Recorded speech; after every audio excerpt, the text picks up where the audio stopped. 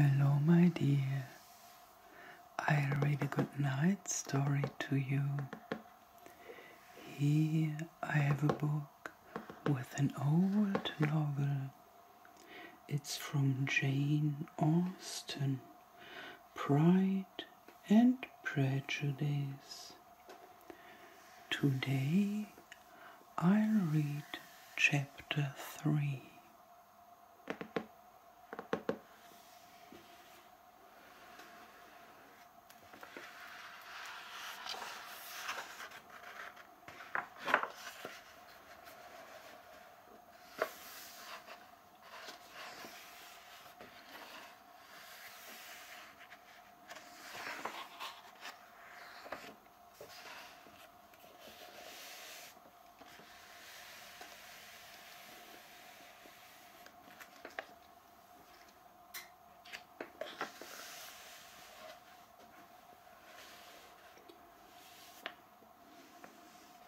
Chapter 3.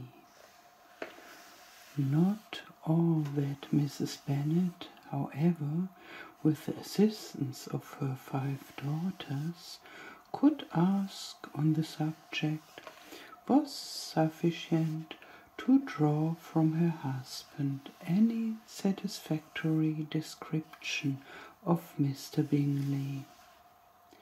They attacked him in various ways, with bare-faced questions, ingenious suppositions, and distant surmises, but he eluded the skill of them all, and they were at last obliged to accept the second-hand intelligence of their neighbour, Lady Lucas.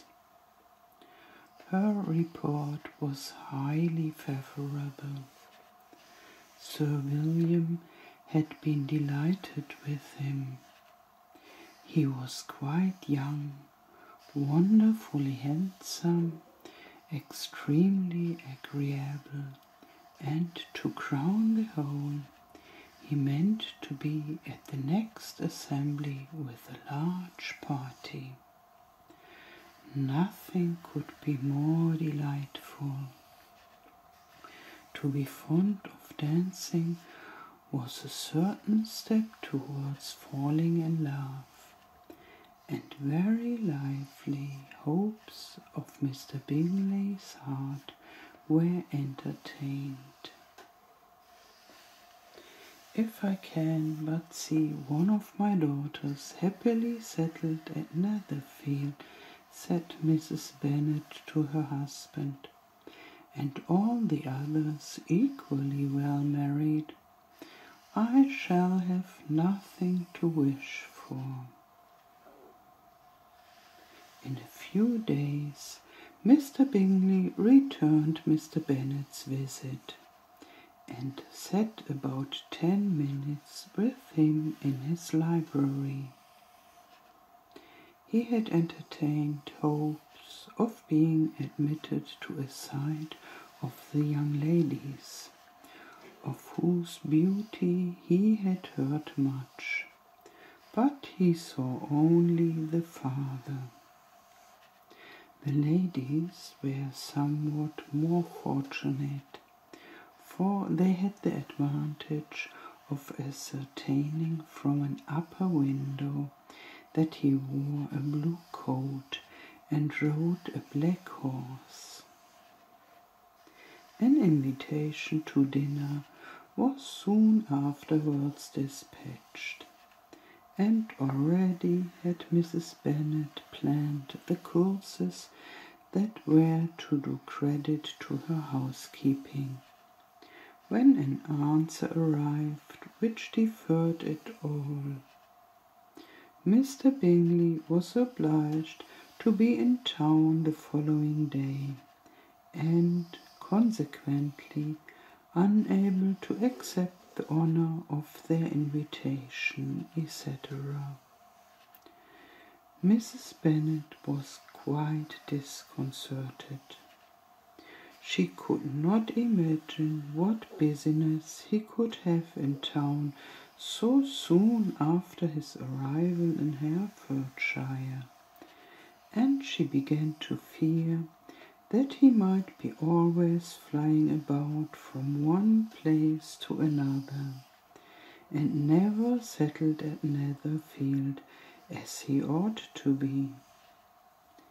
Lady Lucas quieted her fears a little by starting the idea of his being gone to London only to get a large party for the ball.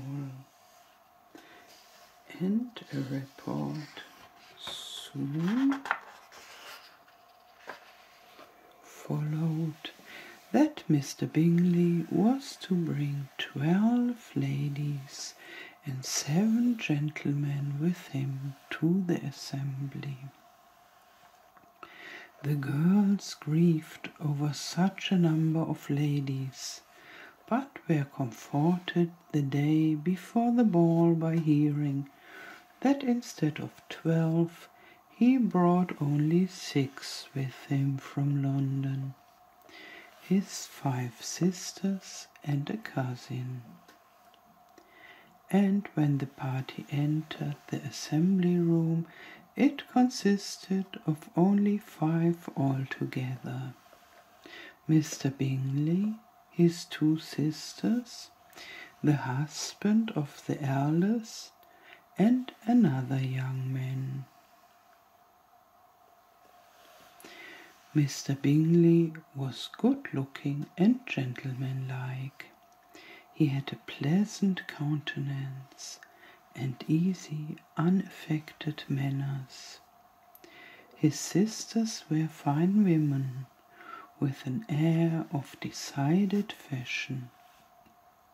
His brother-in-law, Mr. Hurst, merely looked the gentleman, but his friend Mr. Darcy soon drew the attention of the room by his fine tall person, handsome features, noble mien, and the report which was in general circulation within 5 minutes after his entrance, of his having 10,000 a year. The gentleman pronounced him to be a fine figure of a man. The ladies declared he was much handsomer than Mr. Bingley, and he was looked at with great admiration for about half the evening, till his manners gave a disgust which turned the tide of his popularity, for he was discovered to be proud, to be above his company, and above being pleased, and not all his large estate in Derbyshire could then save him from having a most forbidding, disagreeable countenance, and being unworthy to be compared with his friend. Mr. Bingley had soon made himself acquainted with all the principal people in the room. He was lively and unreserved, danced every dance, was angry that the ball closed so early, and talked of giving one himself at Netherfield. Such amiable qualities must speak for themselves. What a contrast between him and his friend! Mr. Darcy danced only once with Mrs. Hurst and once with Miss Bingley, declined being introduced to any other lady, and spent the rest of the evening in walking about the room, speaking occasionally to one of his own party. His character was decided. he was the proudest, most disagreeable man in the world, and everybody hoped that he would never come there again.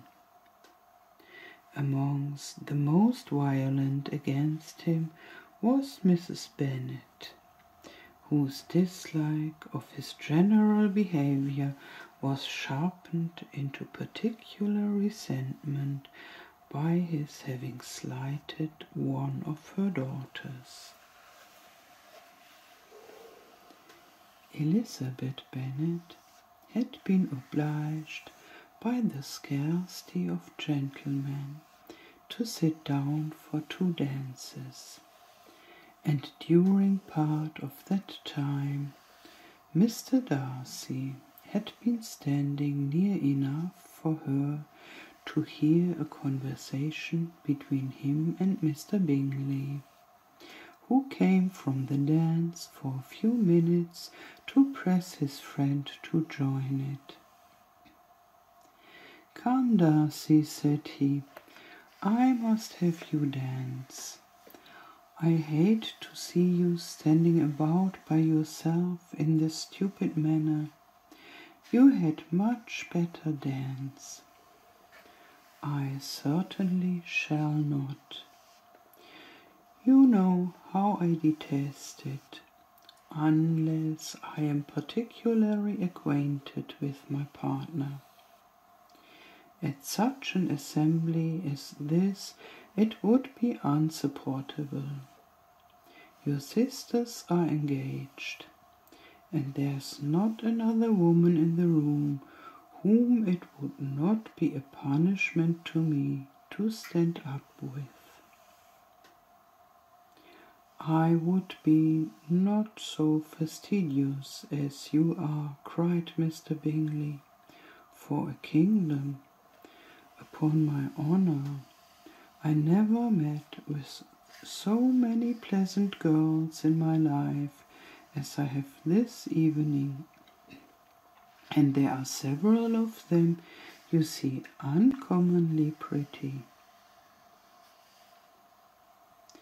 "You are dancing with the only handsome girl in the room," said Mr. Darcy, looking at the eldest Miss Bennet.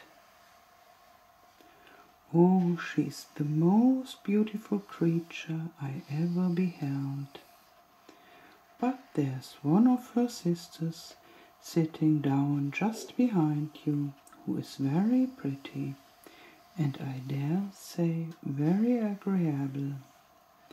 Do let me ask my partner to introduce you." "Which do you mean?"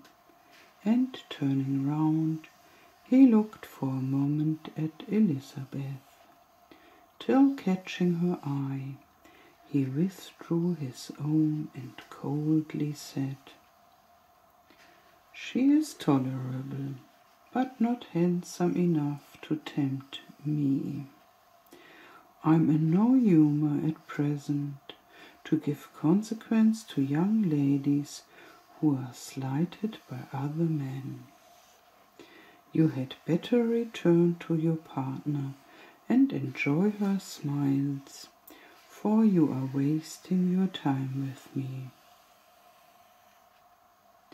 Mr. Bingley followed his advice.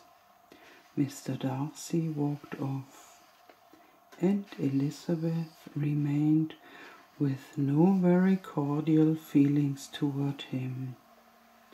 She told the story, however, with great spirit among her friends, for she had a lively, playful disposition, which delighted in anything ridiculous.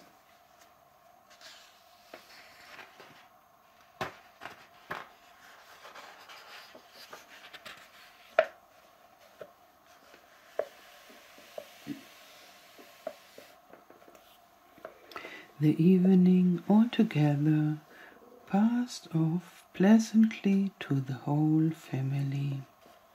Mrs. Bennet had seen her eldest daughter much admired by the Netherfield party. Mr. Bingley had danced with her twice, and she had been distinguished by his sisters.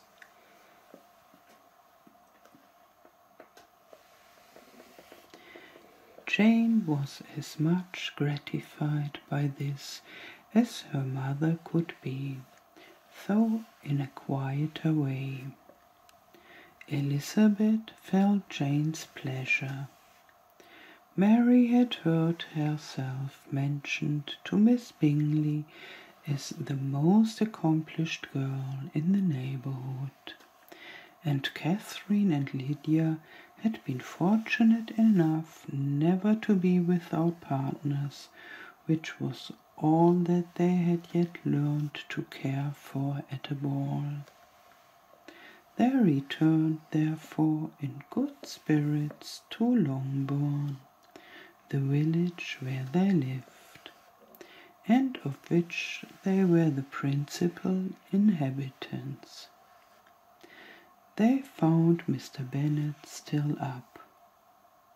With a book he was regardless of time, and on the present occasion he had a good deal of curiosity as to the event of an evening which had raised such splendid expectations. He had rather hoped that his wife's views on the stranger would be disappointed, but he soon found out that he had a different story to hear. "Oh, my dear Mr. Bennet," as she entered the room, "we have had a most delightful evening, a most excellent ball. I wish you had been there. Jane was so admired. Nothing could be like it. Everybody said how well she looked, and Mr. Bingley thought her quite beautiful, and danced with her twice. Only think of that, my dear. He actually danced with her twice. And she was the only creature in the room that he asked a second time. First of all, he asked Miss Lucas. I was so vexed to see him stand up with her. But, however, he did not admire her at all. Indeed, nobody can, you know. And he seemed quite struck with Jane as she was going down the dance.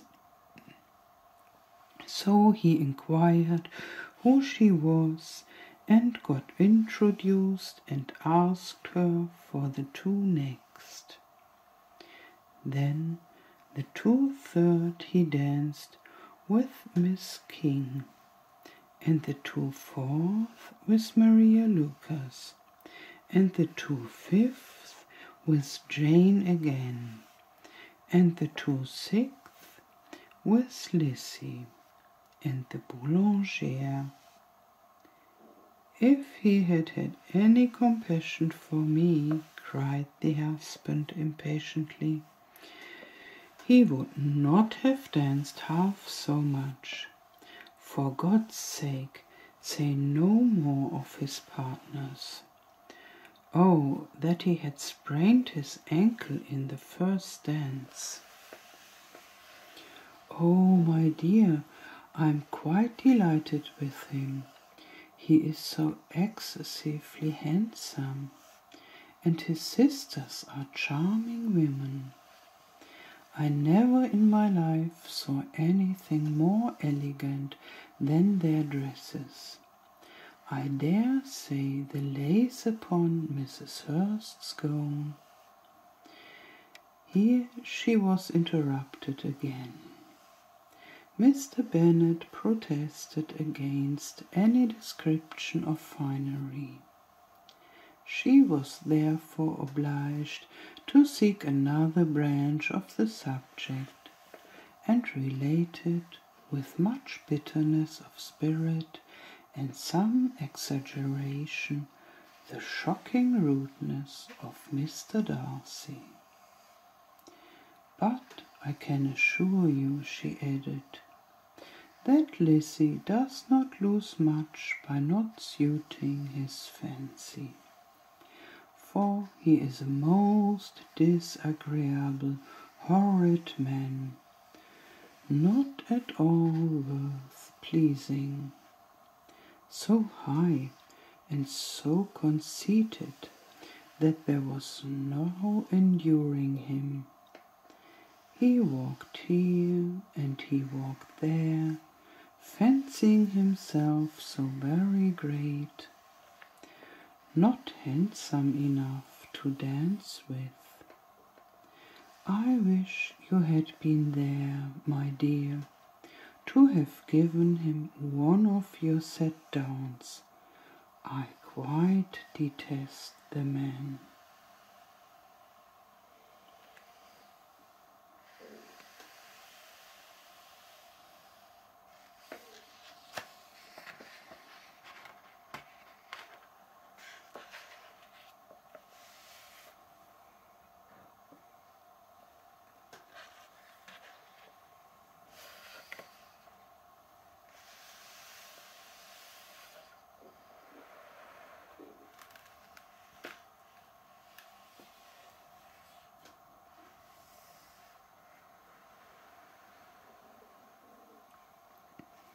Sleep well and have nice dreams.